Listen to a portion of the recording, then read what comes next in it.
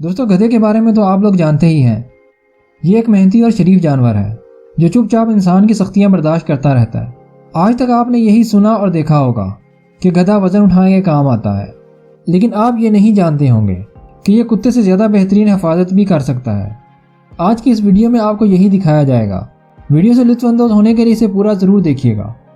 دوستو ٹیکساس میں اکثر شکاری جانور لوگوں کے پالتو جانوروں کو اٹھا کر لے جاتے ہیں۔ اس سے بچنے کے لیے اکثر کسانوں نے مختلف طریقے بھی استعمال کیے، لیکن کوئی فائدہ نہیں ہوا۔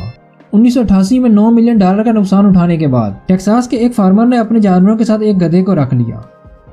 یہ انہی کے ساتھ اٹھتا بیٹھتا اور کھاتا پیتا تھا۔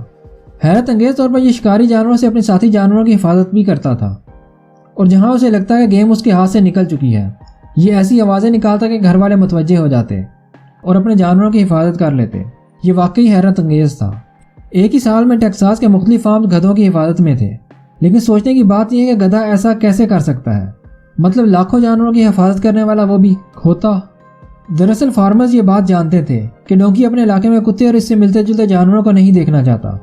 اب وہ لومڑی ہو، گیدڑ ہو یا پھر بھیڑیا، اسے کوئی فرق نہیں پڑتا۔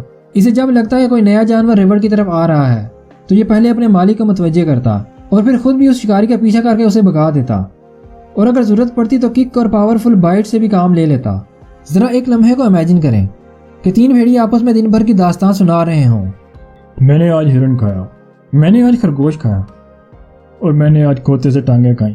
ایک اچھی نسل کا گدھا 200 بھیڑوں کی حفاظت کر سکتا ہے۔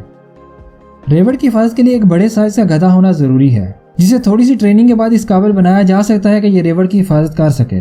جہاں اس کے اتنے زیادہ فائدے ہیں، وہیں تھوڑے سے نقصانات بھی ہیں۔